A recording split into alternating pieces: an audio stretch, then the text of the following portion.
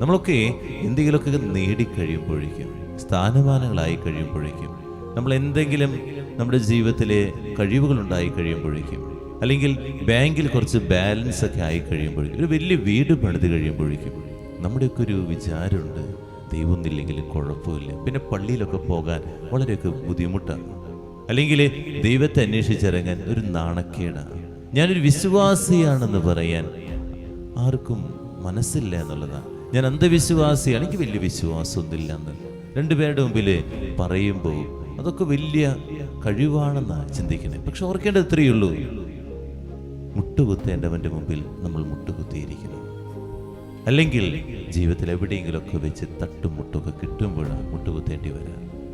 ആരും അറിയാതെ ദൈവത്തെ വിളിക്കേണ്ടി വരും എന്നുള്ളത് ഉറപ്പാണ്. നമ്മുടെ ദൈവത്തിൻ്റെ സന്നിധിയിൽ നമുക്ക് സമർപ്പിക്കാനും മുട്ടുകുത്താനും പറ്റുന്നുണ്ട്. 3 കാര്യങ്ങളാണ് ഈ ജ്ഞാനികൾ നമുക്ക് പകർന്നു നൽകുന്നത്. അന്വേഷിച്ചിറങ്ങണം. എത്ര വലിയവനായാലും നീ എൻ്റെ ദൈവത്തെ അന്വേഷിച്ചിറങ്ങണം.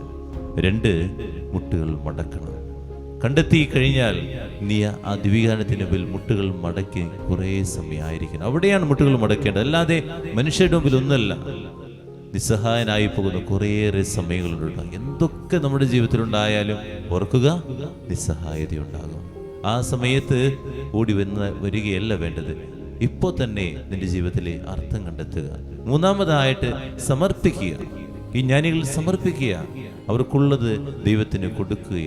അങ്ങനെ എനിക്ക് സമർപ്പിക്കാൻ മനസ്സുണ്ടോ എന്നുള്ളതാണ്. അതുകൊണ്ട് എത്ര വലിയവനായാലും, എന്തൊക്കെ കഴിവുണ്ടെന്ന് പറഞ്ഞാൽ, ഞാൻ എന്തൊക്കെയാണെന്ന് പറഞ്ഞാൽ, കുറേ ബാങ്ക് ബാലൻസ് ഉണ്ട്, കോടികളുടെ ആസ്തി ഉണ്ടെന്ന് പറഞ്ഞാലും, എനിക്ക് കുഴപ്പമില്ല, എൻ്റെ ജീവിതത്തിൽ വേറെ ടെൻഷനുകൾ ആകുലതകളില്ല എന്ന് പറഞ്ഞാലും, ദൈവത്തിൻ്റെ മുമ്പിൽ മുട്ടുകുത്താൻ മറക്കരുത് കേട്ടോ.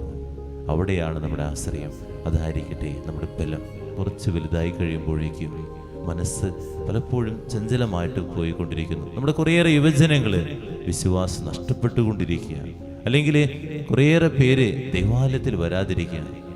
ദുഃഖവെള്ളിയാഴ്ച മാത്രം ദേവാലയത്തിൽ പോകുമെന്ന് ചിന്തിക്കുന്നവർ, അതുപോലെ വർഷത്തിൽ ഒരിക്കൽ മാത്രമേ കുമ്പസാരിക്കുന്നു എന്ന് ചിന്തിക്കുന്നവർ, ഇങ്ങനെ കുറേയേറെ പേര് നമ്മുടെ ഉള്ളിൽ തന്നെയുണ്ട്. അവരൊക്കെ ചിന്തിക്കേണ്ടത് ദൈവസന്നിധിയിലാണ് നമ്മൾ എത്തേണ്ടത്, മറ്റൊരു സ്ഥലത്തുമല്ല. പ്രാർത്ഥിക്കാം.